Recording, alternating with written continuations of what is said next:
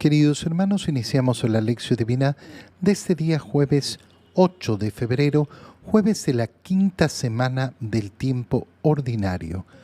Por la señal de la Santa Cruz de nuestros enemigos, líbranos, Señor Dios nuestro, en el nombre del Padre, y del Hijo, y del Espíritu Santo. Amén. Señor mío y Dios mío, creo firmemente que estás aquí, que me ves, que me oyes. Te adoro con profunda reverencia, te pido perdón de mis pecados y gracia para hacer con fruto este tiempo de lección divina. Madre mía Inmaculada, San José, mi Padre y Señor, Ángel de mi guarda, interceded por mí. En la primera lectura de este día jueves, leemos el primer libro de los Reyes, capítulo 11, versículos 4 al 13. Cuando el rey Salomón envejeció, sus mujeres le enviaron el corazón hacia otros dioses. Su corazón ya no perteneció por entero al Señor como el de David su padre.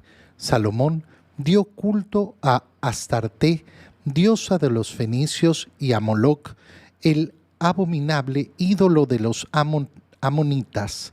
Hizo lo que el Señor reprueba. No se mantuvo plenamente fiel al Señor como David su padre.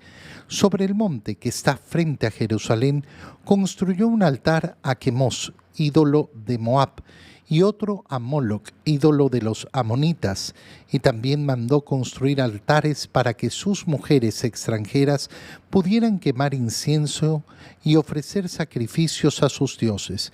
Esto irritó al Señor, porque Salomón había desviado su corazón del Señor, Dios de Israel, que se le había aparecido 2 veces y le había prohibido precisamente dar culto a otros dioses. Pero Salomón no lo obedeció. Entonces el Señor le dijo: porque te has portado así conmigo y has sido infiel a mi alianza y a los mandamientos que te di, te voy a arrebatar el reino y se lo voy a dar a un siervo tuyo. Sin embargo, por consideración a David, tu padre, no lo haré durante tu vida, sino en vida de tu hijo. Pero no le voy a quitar todo el reino. Por amor a mi siervo David y a Jerusalén, mi ciudad predilecta, le dejaré a tu hijo una tribu. Palabra de Dios. ¿Qué pasó con el rey Salomón y su sabiduría?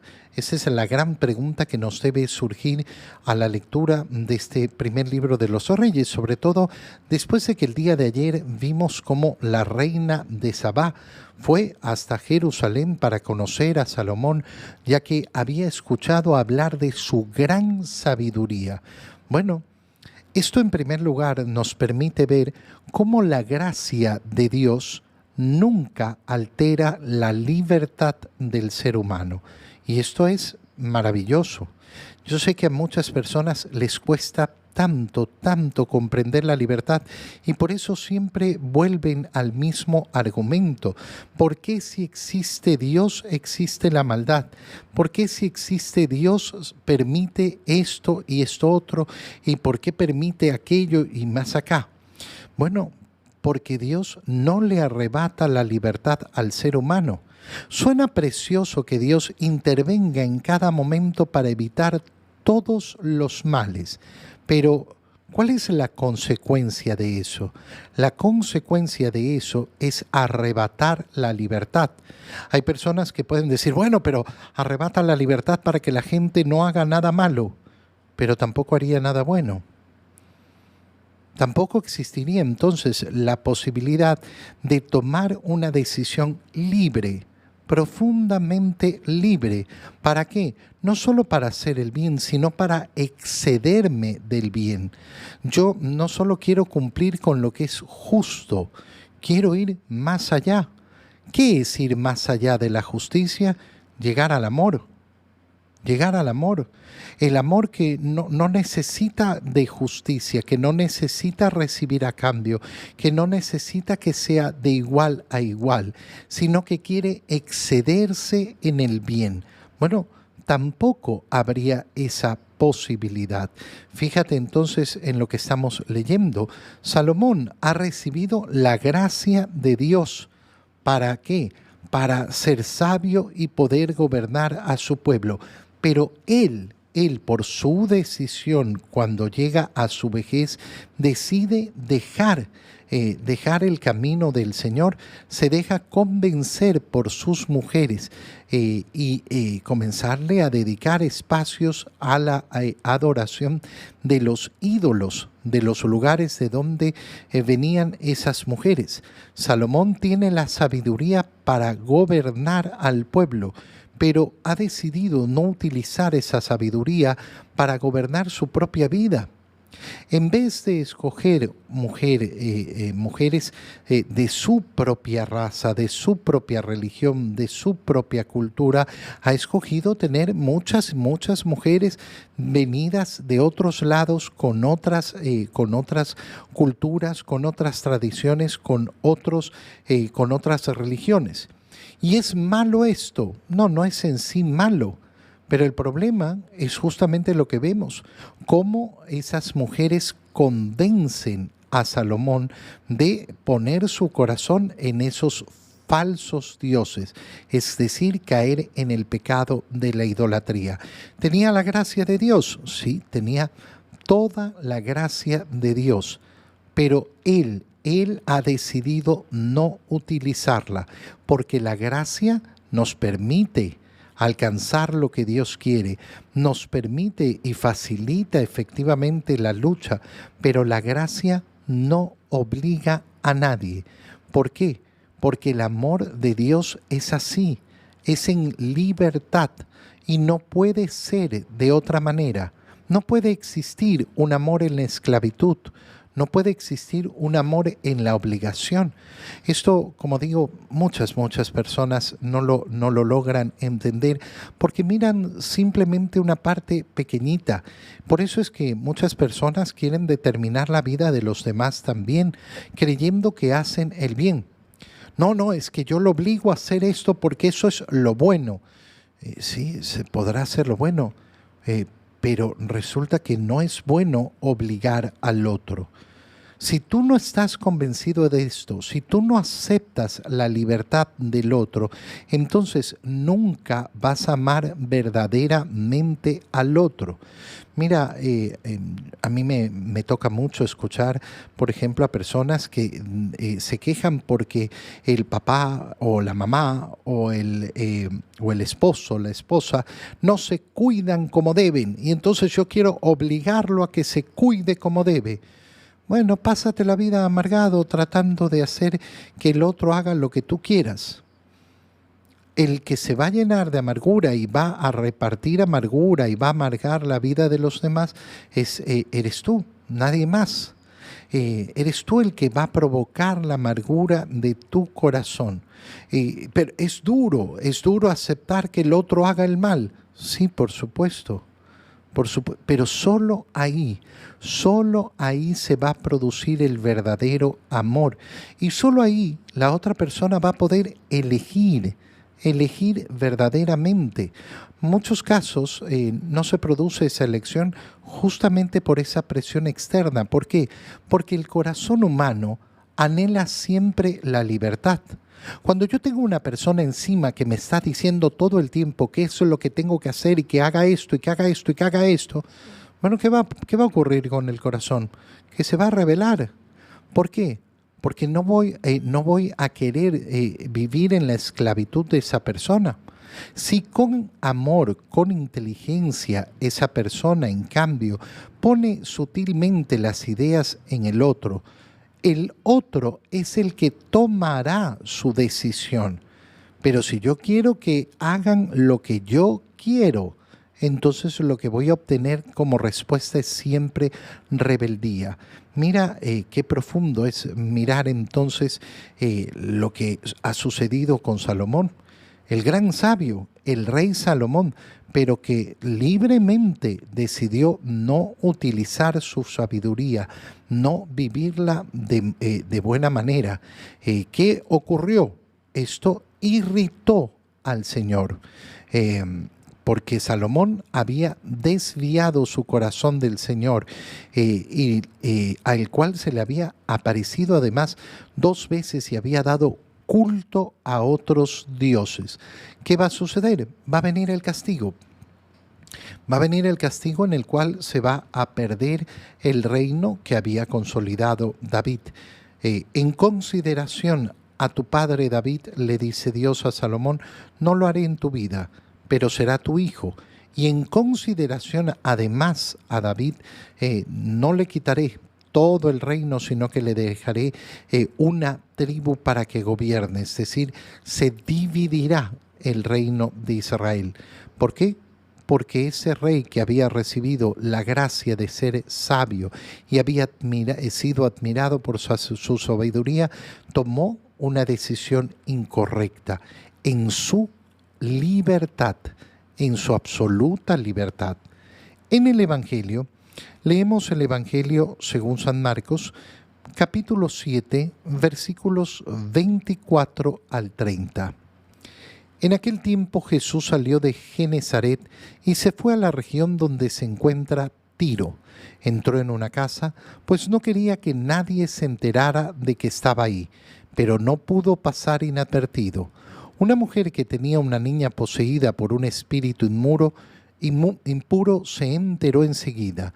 Fue a buscarlo y se postró a sus pies. Cuando aquella mujer, una siria de Fenicia y pagana, le rogaba a Jesús que le sacara el demonio a su hija, él le respondió: deja que coman primero los hijos. No está bien quitarles el pan a los hijos para echárselo a los perritos.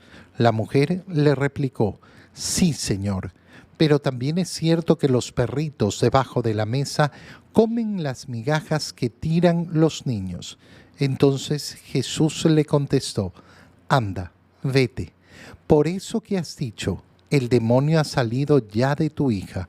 Al llegar a su casa, la mujer encontró a su hija recostada en la cama y ya el demonio había salido de ella. Palabra del Señor. Esta escena del Evangelio es una escena verdaderamente maravillosa que se compara en primer lugar a esa escena que ya hemos leído sobre esta mujer con ese flujo de sangre que se acerca por detrás de Jesús en silencio con la convicción de que con solo tocarle el borde del manto iba a ser curada. ¿Por qué digo que se parece? Porque esa mujer que quería mantener oculta su enfermedad es puesta en evidencia por Jesús. Podemos decir de alguna manera que Jesús busca que esa mujer se humille e incluso la saca de esa vergüenza justamente a través de un acto de humillación. Bueno, en el Evangelio que acabamos de leer tenemos otro ejemplo clarísimo de ese camino de humillación que hace recorrer el Señor. ¿Jesús humilla? No, no humilla. Hace caminar el camino de humillación. Invita a caminar el camino de humillación, pero además invita a caminar el camino de humillación desde su propia humillación. ¿Por qué? Porque su condición de hombre es siempre una humillación. Recuerda que estamos hablando de ese Dios hecho hombre. Toda su existencia humana es un acto de anonadamiento, de haberse rebajado, de haberse humillado y dispuesto a humillarse además más en la cruz. Bueno, a esta mujer que vemos cómo encuentra al Señor, la humilla de una manera tremenda en este sentido, hasta el punto de llamarle o compararla con un perro. Llega el Señor a la zona de Tiro, entra en una casa. ¿Por qué? Porque no quería que se enterara la gente que estaba ahí, pero no logra pasar inadvertido, nos dice el Evangelio. Y entonces una mujer que tenía una niña poseída por un espíritu se enteró enseguida y fue a buscarlo y se postró a sus pies. Primer acto importantísimo, Importantísimo, ¿por qué? Porque esta mujer se humilla delante de Jesús. Esta mujer hace un acto de postración delante de Jesús. El Evangelio de San Mateo nos cuenta, en cambio, otros particulares. Esta mujer venía gritando detrás de Jesús y Jesús no le prestaba atención. Y después de gritarle y de que sus discípulos le pidieron que la atendiera, esa mujer viene y se postra. San Marcos va directamente a esta postración. ¿Quién es esta mujer? Y aquí nos cuenta el Evangelio de San Marcos con claridad, que era una siria de Fenicia y pagana. ¿Qué quiere decir esto? Quiere decir que venía de la zona de Siria. Era Fenicia. Fenicia significa con una creencia religiosa completamente distinta al judaísmo, completamente distinta, por eso dice pagana, es decir, no pertenece al pueblo judío, no tiene la religión judía, viene de otro lugar geográfico, no es de los descendientes de Abraham, no pertenece a la religión judía, no ha aceptado al Dios único y verdadero y sin embargo acepta a Jesús. Acepta a Jesús y va a rogarle. ¿Por qué? Porque seguramente ha escuchado cómo Jesús ha hecho tantas veces esa gracia, ese favor de sacar el demonio de otras personas. Y entonces le pide por su hija. ¿Cuál es la respuesta de Jesús? Y esta es la respuesta tremenda. Deja que coman primero los hijos. No está bien quitarle el pan a los hijos para echárselo a los perritos. ¿Por qué le responde así Jesús? En primer lugar, porque la misión de Jesús está destinada a Israel. ¿Por qué está destinada solo a Israel? ¿Por qué Jesús solo predicó en Israel? Porque primero tenía que cumplirse la palabra, tenía que cumplirse la profecía, es decir, la promesa hecha a Israel. El Mesías venía para salvar a Israel. ¿Va a ser una salvación para todos? Sí, por supuesto. Pero el primer instante, el primer momento, esta vida pública del Señor está destinada para Israel. No significa que no va a estar abierta para todos y de hecho esta escena del Evangelio nos lo muestra. Nos lo muestra también la escena donde llegan los magos venidos de Oriente a adorar al niño que ha nacido en Belén. Y se ve como todas las naciones son convocadas a la adoración de ese verdadero Dios. Pero en definitiva lo que le está diciendo a esta mujer es: tú no eres israelita, tú no eres parte del pueblo de Dios, por tanto no puedes recibir aquello que le pertenece a los hijos. Y lo hace comparándolo con los perros. No está bien quitarle a los hijos para dárselo a los perros. El Señor está utilizando la categoría de perro para referirse a los paganos, aquellos que no pertenecen al pueblo de Israel. Podemos considerarlo un insulto. Sí, puedes considerarlo un insulto si te da la gana, pero lo que hay que mirar es más bien la profundidad. La condición que se le ha dado a los hijos de Israel y la condición que hemos recibido tú y yo, la de, a través del bautizo, ser hijos de Dios. ¿Qué le responde la mujer? Sí, lo que dices es correcto. Yo soy un perro. Yo soy efectivamente un perro. Pero también los perritos debajo de la mesa comen las migajas que tiran los niños.